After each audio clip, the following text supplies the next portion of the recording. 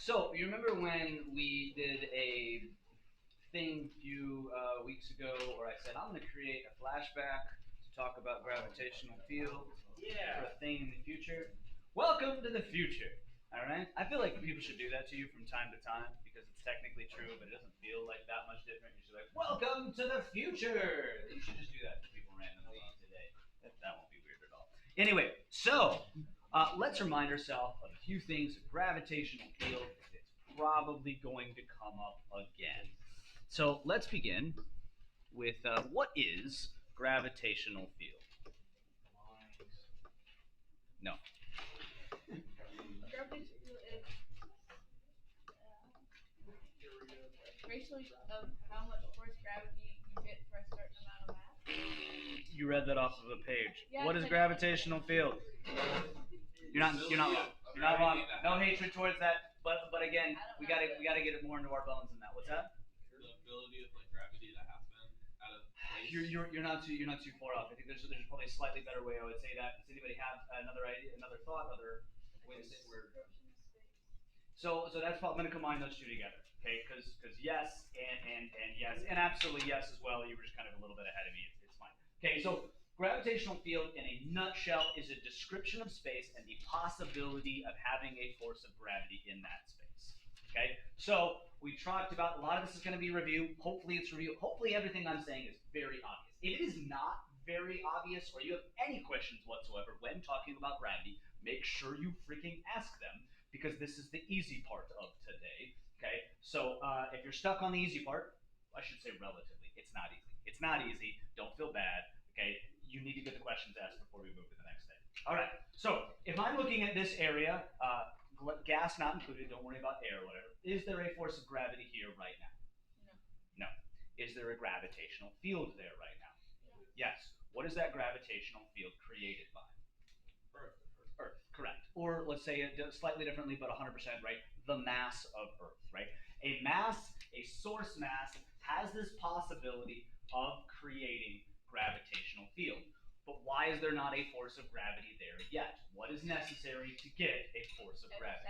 A second mass, yes. Basically, if I take a mass like this pen and put it into a gravitational field, is there a force of gravity there now?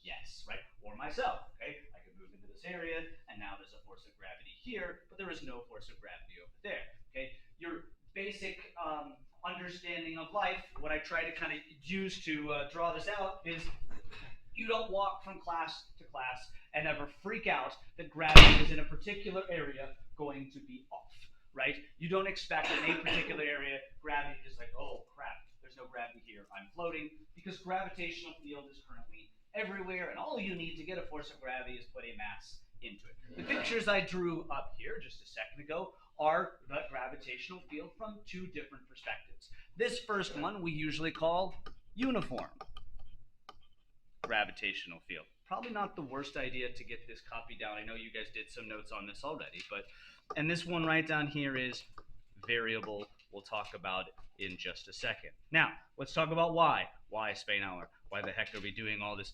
complicated gravitational field stuff? And I'll remind you, again, this is all review. How many force of gravities are in this room? A lot. As many as there are objects in this room. How many gravitational fields are in this room? One. Then, if I want to figure out the force of gravity, I don't need to have memorized everything's force of gravity in this room. I don't need to already know the force of gravity of that stapler. What simple measurement can I make about that stapler in order to figure out force of gravity?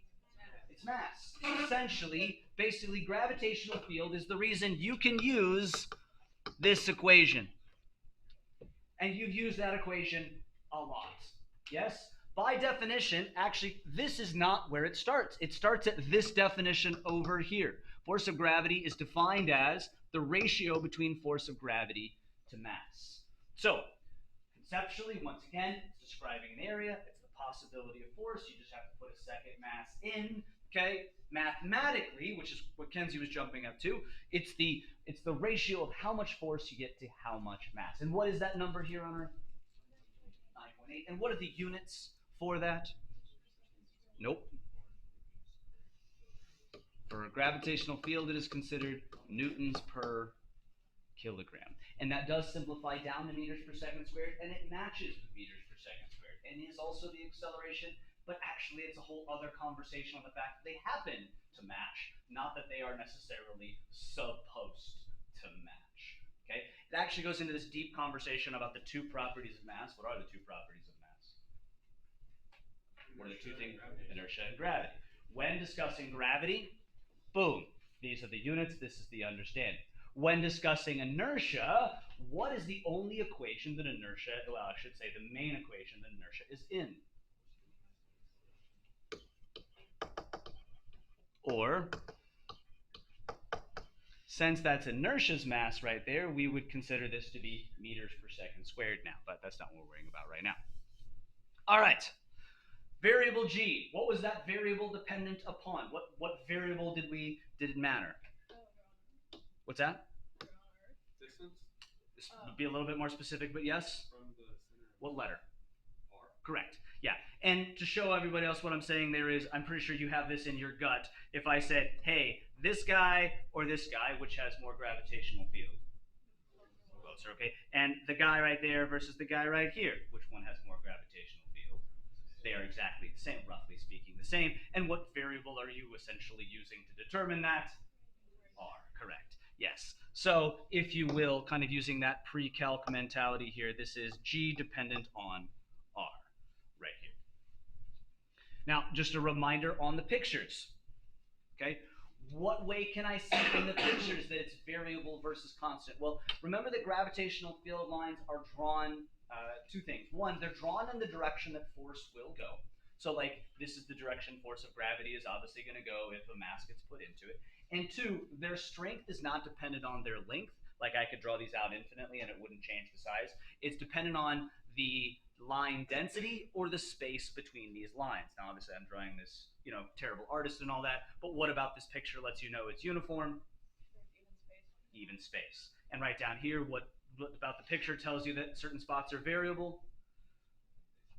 They spread out. And again, you can see from that and what we just said a second ago that if I did this well, the space between here and here and here and here and here and here and here should be about the same if I was a good artist, right? Meaning that it is the same gravitational field throughout, but as you get further and further and further away, the gravitational field gets less. Yes? We good with that? And let's talk about how we calculated the gravitational field in a variable field. The way we did that is we started with the definition right there. And we reminded ourselves, what equation would we use for force of gravity if this is the picture? What equation should you use for force of gravity? I'll get you started.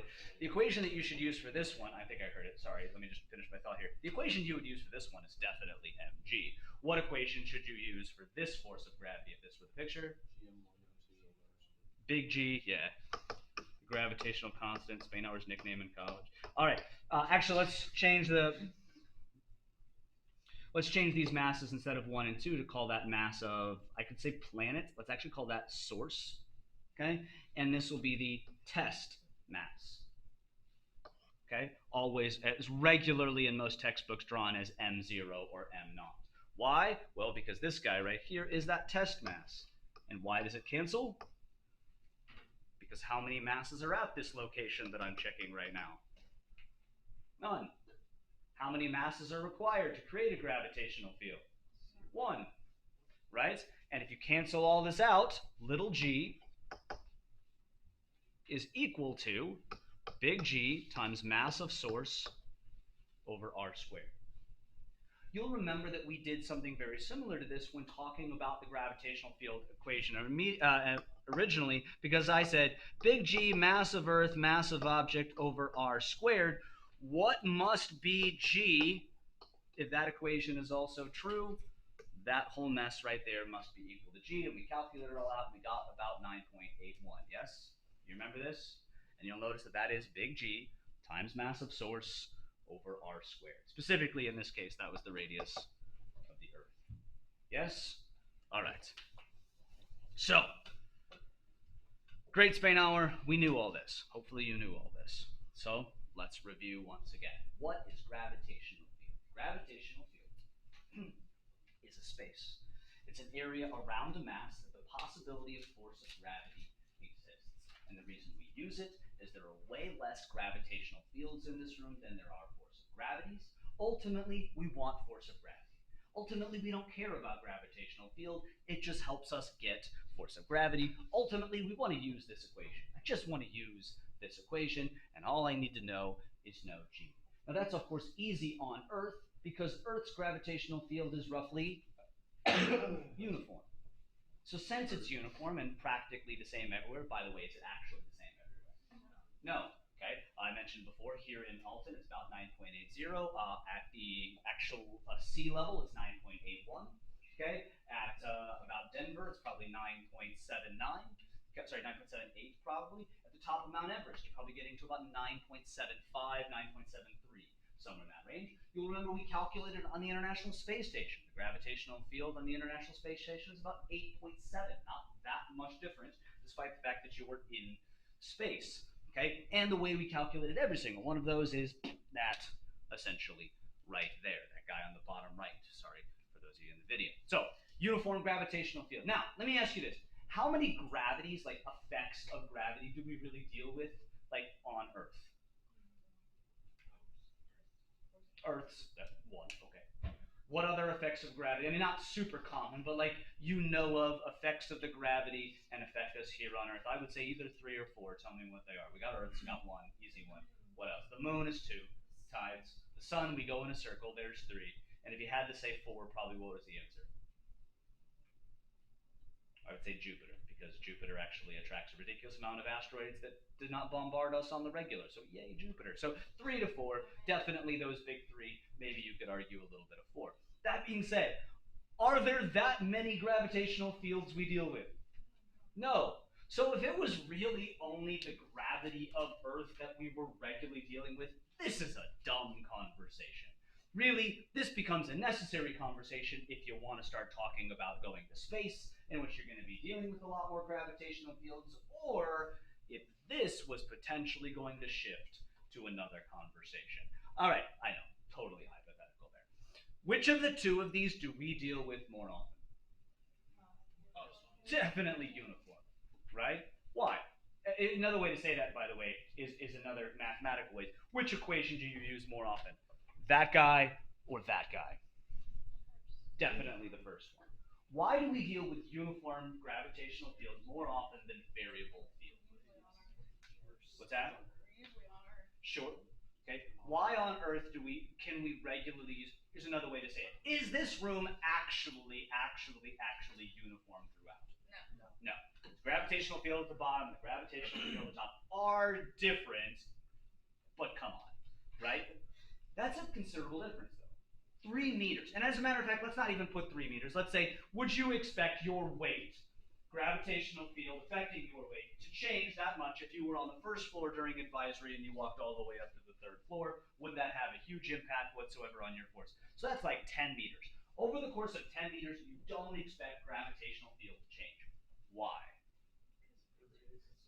What's that? Not quite right. Not quite right. That's a good idea. I'm going to get you started on the sentence, because force of gravity is stupid weak. Like, next level weak.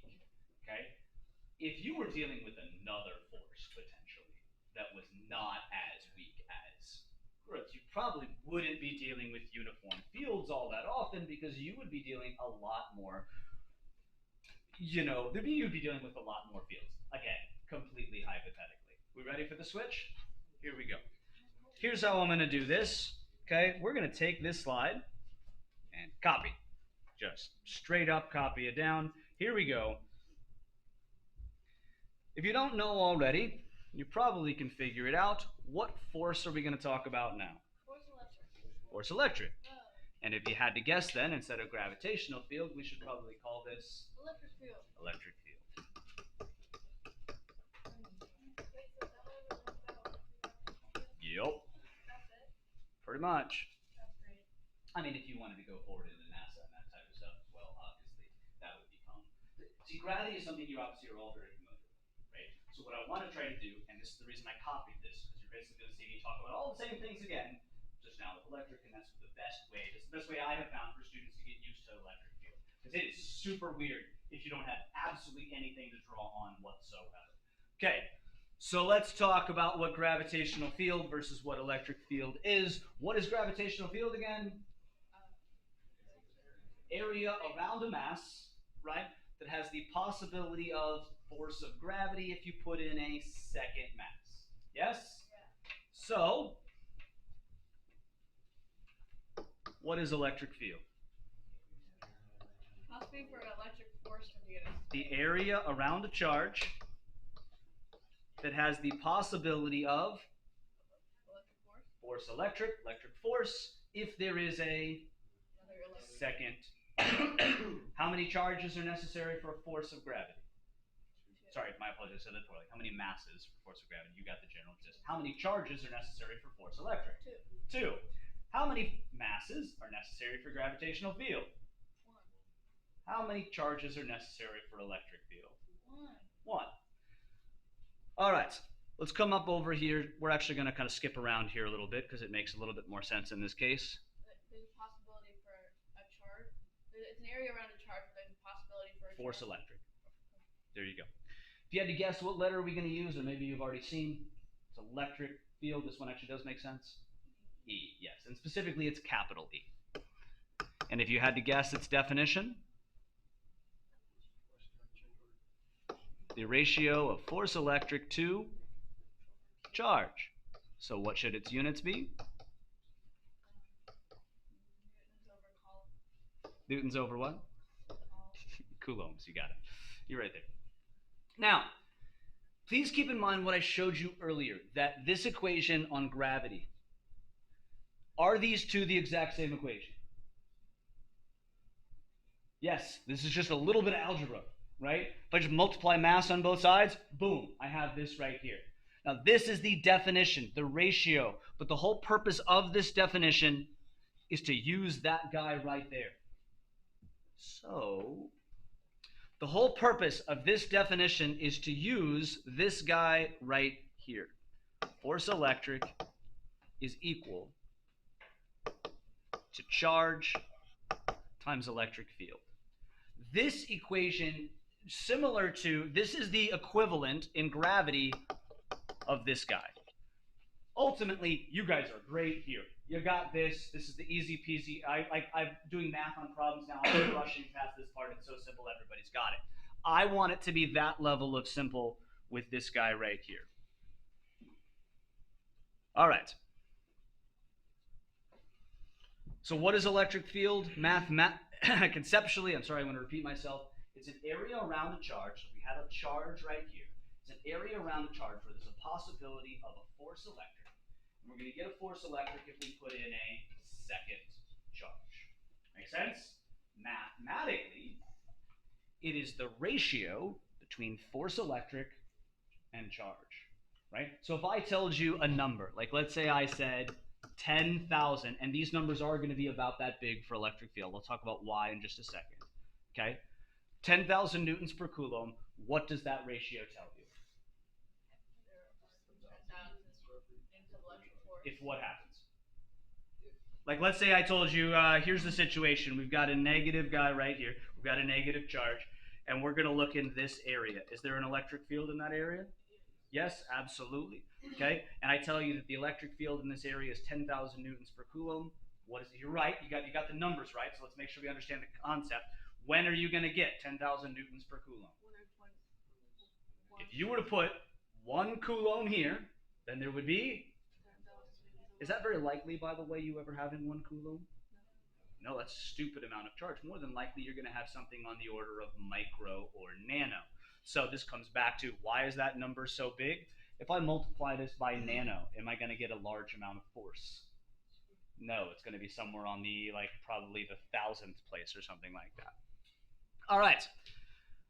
So what I said on the last page is that uniform gravitational field was a lot more common than the variable gravitational field. What would you guess it is for electric field? Which one's more common? Definitely variable. Why? Yeah, and it's basically this right here. Okay, if I had a charge in this area, and you moved it over the course of 3 meters, right? You had a charge on the ceiling, and that charge kept getting closer and closer and closer to the charge I have right here. Would you expect the force to change considerably over that distance? Yeah, it's going to get really, really high, especially close to. And you'll notice, once again, it's dependent on R, meaning if I compare the electric fields here and here, which one's going to be stronger? I know it's the same thing, I apologize. The one closer. What about there and there? Which one's going to be stronger? About the same. That's dependent on the R, or the distance from the center of the charge. All right, continuing on here.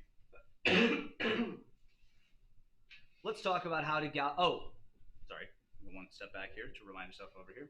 What did you have to do to calculate the variable gravitational field? What equation?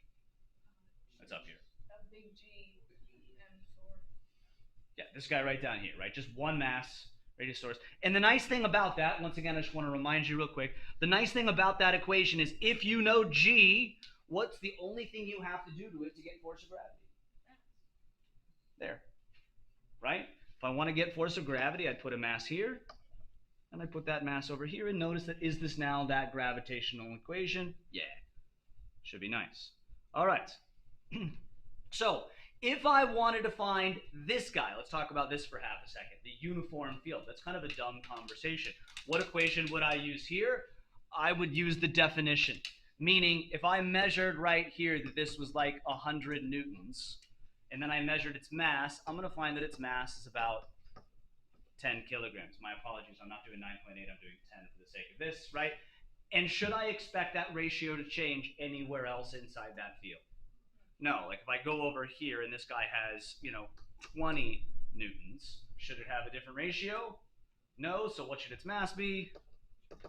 2 kilograms in that particular case, right? So if you wanted to find gravitational field, you'd use that guy in a variable. If you wanted to find uniform, you would just use that guy right there because it's the same throughout everywhere. All right, let's come down here. How did I get gravitational field? Well, you'll notice right there, to get gravitational field, I started with the definition. So I'm going to start with the definition here. The definition is electric field is equal to force electric over Q. If only we had an equation that calculated the force between two charges at a distance that was variable by R. Is there possibly such an equation that we have been using? Coulomb's law, correct. So we take K times, let's call this Q source, times Q test. I'm going to put a Q test right back there, over R squared, and divide that by the Q test, and what's going to happen? The Q test. Q test is going to cancel. By the way, a lot of people struggle. Why am I calling it Q test? Well, the answer is there actually a charge there? No. So I'm pretending there's a test charge potentially there, but I know it's going to cancel anyway, as you can well see. Yes? Why did you divide? Like, how did you get it to divide by the? That's the definition right there of electric field. So this is force electric, right? Oh. So I just substituted force electric right there, and then that Q is just a holdover from before, and now they cancel, and I get that the electric field in a variable field is K times Q of source over R squared. But what if I wanted to find a uniform electric field? What would I use instead? The definition of this guy right here. And again, going back to why. Why would I get electric field? Well, I don't want electric field. Ultimately, I want force electric. But if I have electric field, what simple thing do I need to do to get force electric? Multiply by the charge. So if I were to take the charge right here and multiply it on both sides of this equation, is this force electric? Yep. Is this force electric? Yep. So if you need to find force electric and you've already done this right here, do you actually have to use Coulomb's law anymore? No, you can just take that number, you can take E, and simply multiply by Q here. How are we doing ish? Give me a 0 to 5 what electric field is, conceptually. 0 to 5, what is electric field? Let me help out a little bit. Let's talk about things you can see. very heady. So let's walk over here and talk about examples that you have seen before. Let's begin with the example I talked about yesterday. Are there electrons in my hand? Yeah, I've got atoms, so definitely. And we can even put excess on there. Let's go ahead and put some excess. Let's just assume that my hand is in fact negative. That being said, if I put my hand out here because of the table, do you expect the table to force my negative hand now to go like super down or super up? No. So it's probably fair to say, what is the electric field on my hand right now? 0. Why? Well, what charge is this table? Neutral. How come? Same amount of positives and negatives. And what are the positives in this table going to do to the negatives in my hand? Pull them down, right? And what are the negatives in this table going to do to the negatives in my hand? And are they the exact same amount? And relatively speaking, are they the exact same distance? Sure, so the forces would cancel. But even if my hand isn't here, are there electric fields attempting to be created in this area? Yes. What are the positives doing to this area? It's pushing up. I'm going to talk about direction in a second. What are the negatives in this area doing? Pulling down. And what are all those going to do to each other? Cancel. The net electric field is 0. What does an electric field of 0 mean? It's not going to have any force electric whatsoever. So why in this room are most electric fields going to be 0? But all the objects in this room for the most part are neutral. That being said, what do I need to do to create an electric field in this room? The stuff we've already done. Here it is. Now there's an electric field in this room. Now is there any force electric? No? How come? There's not a second charge. Let's talk about direction for a second. Gravitational field is easy. Why is gravitational field easy? Because the direction of gravitational field is the direction that force of gravity is going to go, and how many options we got for the way force gravity is going to go? Just one. So it's super easy. What's the problem with electric field? We got 2 options, right? Like if I have a negative right here, and I start talking about this area over here, what are the possible options for direction of force? That way or that way? What would it depend upon? What is charges in this area? So here's what we do for electric field. We always assume the test charge is positive, knowing that negative goes the opposite way. So meaning, here we go. If you can't figure this out, what's the direction of electric field here? That way. Okay, what about up here? Down. What about over here?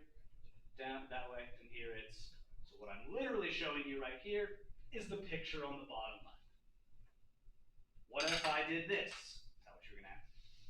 What if I did this? Well, we always test a positive charge. So, what's the direction of that way? This one is that way. This one is that way. So let's go ahead and draw that one up here as well. Now again, I'm not telling you it's always going to be positive. I'm saying you assume it's a positive charge and you know that the negative is going to go the opposite way. So here's a positive. I thought I did blue just a second ago. There. Here is a positive charge. There's the direction of electric field.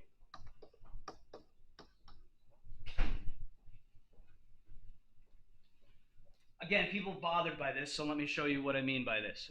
Here's the direction of electric field at, so what's the direction of electric field at, say, that spot right there?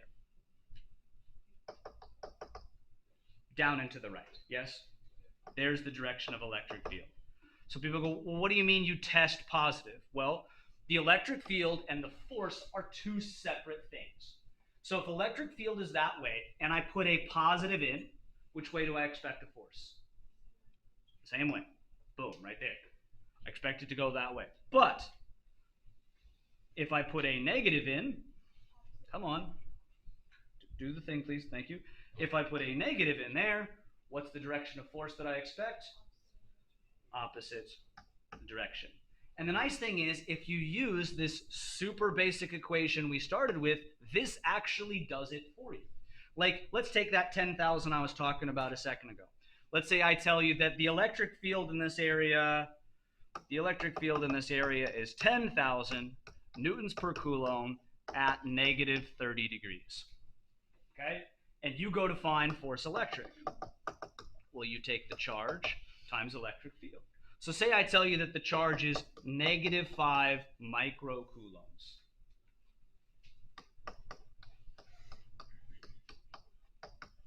What is that negative going to do to this vector of force? What does it do if you have a negative vector? Flips it 180 degrees. So if electric field is down at -30, then force is going to be up at +150. Does that make sense? So negatives go the opposite direction of electric field, or they have a force the opposite direction of electric field. Somebody calculate that. How much force would that be, by the way? Actually, several of you should calculate it, so you're practicing real quick. That's 5 microcoulombs times 10,000 newtons per coulomb. What do you get?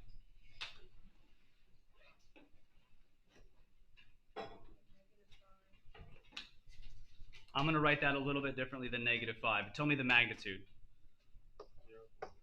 0.05 newtons. Instead of saying -5, I'm going to say at an angle of 150 degrees. Because what did I do with the negative? I just flipped the vector like you see in the picture right here. What if that had been positive? What would happen to the angle? Nothing, because if it's positive, it just goes the exact same direction as electric field. Yes, sir? So electric field always tells us the direction a positive would go. Yes, I think a better way to say that is we, as a scientific community, recognize that we have both options. Say that we will. So we guess that it's going to be positive, knowing that's probably wrong half the time, okay? But we know that if we always test positive, that it's going to, if it is positive, it's going that way. If it is negative, it's going the opposite way. Does that make sense? So if it's positive, it'll stay the direction. Correct. If it's positive, so like, let me draw another picture real quick here to help out with this, okay? Maybe a little bit simpler even. If I said, hey, here's a direction of electric field, okay? And I put a positive inside of it, which way is the force going to go? To the right. Okay, I put a negative inside of it, which way is the force going to go? The opposite way. Force on negatives go the opposite way of electric field. Okay? It would be like, if you will, if we had something called anti-gravity, right? Which way does gravity usually pull? Down, right? So we always know force of gravity goes down. So if force of gravity always goes down, anti-gravity, the opposite, would always go up. You automatically know it's the opposite of the way of the arrows. You don't need to redefine the arrows for gravity because you know it's always going to be the opposite way. All right, let's come back over here. So what is the electric field created by this table? 0. What do I need to do on this scale to get a electric, to get an electric field in this room? Charge an object, okay? If I charge an object like this, what does that look like? Well, this is positive, so what's the electric field look like? It's going out in all directions. So let's talk about an example you've already used with this same idea in mind. Okay, here I have a negative. Let's just focus on the bottom of this. Which way is electric field on the bottom of this? This is negative, so we test positive. Which way would a positive go? Up. So I bring it close to this guy right here. Okay, now the weird thing about this, of course, is do positives move? No, it's negatives that move. So my electric field is up, but we know that negatives move which way in an electric field? Down. So the negatives are right down here right now, meaning this is negative. Now, of course, that's the same thing as what are these negatives doing to the negatives in here? Repelling. Okay? It should be the exact same process by that stretch of imagination. Or here's another way to say it. We have lightning up here. We get a lot of positive charge. Okay, before we were talking about electric field, you would say something to the effect of, what is this positive going to do to the neutral ground if it's very, very positive? It's going to, I need a type of charge. It's going to polarize it, right? Immediately it's going to polarize it. What does that mean about the ground in terms of polarization? What's it going to do? How is it going to polarize the ground? The negatives are going to come up. It's going to pull the negatives up. So I'll go ahead and put 6 negatives. By the way, for the sake of your quiz, when you do polarization, you should show that it's still neutral by showing that right down here is just the same number of positives, but the negatives are closer. right? So we would talk about that in terms of polarization. If I talk about that in terms of electric field, what is this positive doing in terms of what's the direction of electric field? So we're going up. The electric field is doing that. And what are the negatives in an electric field going to do? They're going to go the opposite way. They're going to have a force, I think I put one too many, pushing them this opposite way. Okay, so electric field is meant eventually, now to which a lot of people then ask correctly, they go, this feels like a very complicated step for something that we already know how to do. I guarantee you it is right now, but once you understand electric field at a better capacity, a lot more of electricity becomes a lot easier. We're dealing with relatively simple situations, so this is definitely more complicated. All right, one more thing, a practice problem, and I'm done. Again, if you're struggling, and you didn't struggle here, let me hit highlights. What is gravitational field? The area around a mass, the possibility of force of gravity. What is force electric? The area around a charge, the possibility of force electric. You get force electric when you put in a second charge. Mathematically, what's gravitational field? The ratio of how much force you get for a certain amount of mass. What is electric field? The ratio of how much force you get for a certain amount of charge. Okay? The ultimate purpose of both, the force of gravity. How many gravitational fields are in this room? One. Since there's only one gravitational field in this room, we can use this equation to find any force of gravity by simply knowing its mass. How many electric fields? Not one, but far less. Okay, far less electric fields in this room. So all we need to know force electric is know its charge. Now the only thing up here that I haven't covered, which is actually kind of weird, is actually the uniform electric field. I will tell you just a couple things about it real quick. Number one, it is also an approximation. Like we said before, which one of these is going to be more common for electric? Variable, because it is so much stronger. The way to create a uniform electric field is as follows. You actually take a metal plate, two metal plates, okay, two flat metal plates, separate them, and then you take the charge from one and put it on the other, aka you make this guy right down here positive, and this guy right up here negative. Now again, that is a simplification. How would I find the electric field in that case? Boom, right over here, it's the ratio of force electric to Q. The way you're going to see it, or how am I going to know it's uniform? There's two major ways in a problem you're going to know it's uniform. Number one, if it tells you a number, is it uniform? Yes, it's uniform, because it straight up told you how much it is, and that's practically everywhere, unless there's some variable to it. So number two, it's going to say uniform. It's going to say consistent, constant. Uniform just means the same everywhere. Number three, and I actually already set it up over here, you're going to get a setup like this on a picture. I'm going to say like, hey, you've got this right here, and there is a ball hanging from the ceiling. Okay? What about this picture? If they gave this to you in a problem, will let you know that's definitely a uniform electric field. Arrows are all evenly spaced. Correct. That particular picture. Now, great, Spain. Now I know it's a uniform electric field. What does that change for me? If it's a uniform electric field, force electric is calculated with that equation because that's the definition. If it is a variable electric field, then force electric is calculated like that. Answer me this real quick about this picture. You should all be able to do this. What charge is on the ball? Why do you know? You are correct. It is. Oh, sorry. No, you're wrong. Actually. My fault. You're not. Well, sure, but okay. Why actually then? Or draw the force diagram. Force gravity is going this way. Tension's going that way. So which way does force electric have to go if this thing is still? To the left. So what lets you know that's a negative on there? Let me show that actually in demonstration so you don't just think it's entirely hypothetical. Here that is, again, in a nutshell. Okay? It said it started negative, so let's go ahead and make the pith ball negative. Actually, it was already a little bit negative from last hour when I did this. Okay? And number two, here is a positive charge. What's the direction of electric field on this side? the right, essentially it's this, albeit this is actually a variable one, so it is a little bit harder to do, but notice, if it touches, I want to get screwed up here.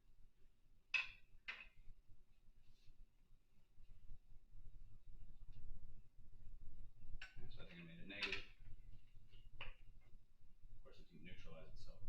Stop it. Stop it. Stop it. Stop it. Oh, son of a gun. All right. I'll try one more time. If I can't, I pulled it off in the first hour. It took me a little bit there too, but.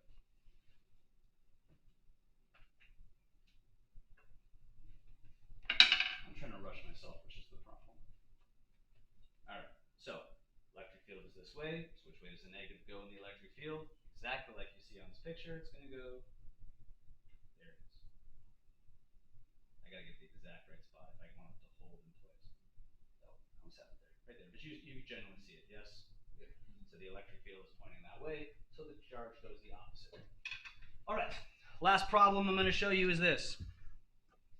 So let's say you get a problem that looks like I say, hey, we're going to start right down here with positive 400 nanocoulombs. Okay? And I ask, let's look at a space, a random space. I'm just picking it. I'm not picking it random. I know the numbers already, but you could pick anywhere around here. I'm going to say 2 meters above here. What is its electric field?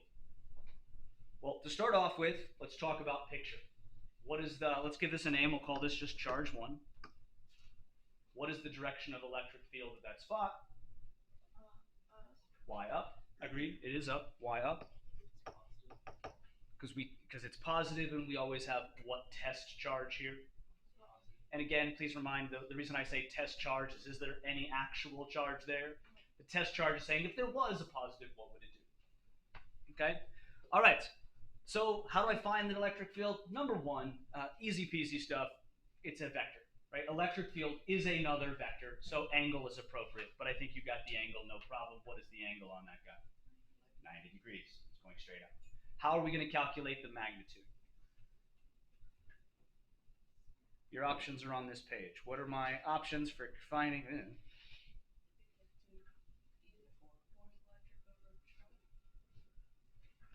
Do what now? Sorry. You can do E force electric over charge and then plug in. Yeah, but okay, so you're making it more complicated on yourself. You're doing all of this when you should just do. We've already done that right there. That's the equation that you're going to be using for electric field. K times the Q of the source times the R squared in that particular case. So let's go ahead and do that here. Now, to your point, if you were doing this and I asked you to find electric field, 100% you would do that right here. Why? Because it's uniform. This, how do I know it's variable? Well, there's another key word that you're regularly going to hear or see, and it is point charges. Okay? If I say anything about point charges, or if I put a charge at a particular location, what is the actual picture of this? It's spread out in all directions. It's a point charge. Point charge lets you know I'm going to calculate E1 as K Q source over R squared, which is going to be K times positive 400 nanocoulombs all over what's the distance? 2 meters squared. Okay, calculate that for me, please.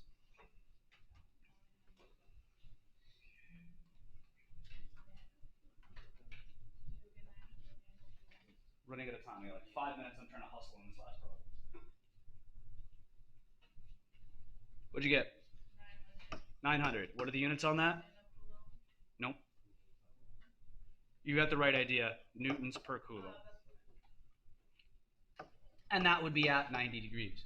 Now, if there was only one charge, super easy stuff. You know that it's not going to be that easy, so let's put in another charge. I'm going to put in a negative charge over here that's going to be 1 meter away.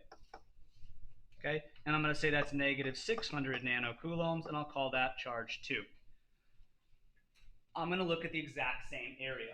What electric field will it create? What's the picture? Where should its electric field go? It'll go down. Humor me with just like, when it's at these weird angles, if you just said like down and to the left, or down and to the right, or up and left. And Right. down and right. Yeah, towards that guy, right down there. How do I calculate the magnitude of E2? Yep. But what's the distance going to be? It's the hypotenuse. Yeah, we got a triangle there. So just in case anybody didn't see the triangle, let's put it up here. Here's my triangle. So what's my distance going to be? Square root of 5. Yep. So here, yep. So here's K times negative 600 nanocoulombs all over the square root of 5 meters squared. Somebody tell me what you get. 1080. What are units? Newtons per coulomb. By the way, are you going to expect 900 newtons or 1080 newtons? No, because probably if I look at these right here, what I'm going to be putting in here, what type of magnitude of charge are you probably expecting here? Nano, which means this is going to drop by times 10 to the negative 9th. Yeah, we're definitely not getting that amount of force out. All right, that being said, we also need to know the angle. We need to get the angle from here, so what do I need to do? What is this angle going to be the same as? That one right down there, yes? My apologies. Here's your geometry lesson real quick. This one, yes? Yeah. This one. So angle 2 will be the inverse tangent of what? You just do inverse tangent of 1 over 2, right? Backwards. If you want that angle, the opposite is 2 over 1. Oh, you want that. What angle did you get? I know this is a lot today, guys. I told you good luck at the very beginning of this. Stick with me. Keep fighting, okay? But the worst thing you can do in a spot like this is just be like, yeah, I decided to phone it in. See if you can't pick up stuff, because I know you guys know how to do a lot of this already. What's this angle? 63.4. So, what angle should this actually be right here? Because we want the angle from there. Negative 63.4, because it's in the 4th quadrant. Now, at this point in time, notice what I just created. Did I just create 2 magnitudes with 2 angles? So yeah, guess what I'm going to tell you to do at this particular point in time? Vector addition. Now, if you guys are ever doing these problems, I realize I didn't tell you this the other day, and you are stuck, you're just like, holy crap, I don't know why I'm doing this wrong. Make sure you ask me for like in-between answers, and I'll give you this. I'll give you what these are supposed to be. That way you can tell if your issue is with the first part or whether or not your issue is with straight up vector addition. When problems get very big like this, there is that potential of problem of like, I have no idea where the thing is, so you kind of got to start over almost every time, and that's very painful. So if that's ever an issue for you, let me know. I got 2 more things to discuss real quick, and then here we go. So what you're going to see on these problems is as follows. You're going to get charges set up like in squares like this, and it's going to say, hey, what's the electric field at the center? How many different electric fields are here? 4. 1, 2, 3, 4 in that particular case. Also, last thing discussed, let's say I have a proton and an electron. Is there a force between the two? Yes, but is the proton creating an electric field where this negative is at? So, yes. So be careful of what it says, because it'll say first, it'll say like, hey, what's the electric field at the spot where the electron is?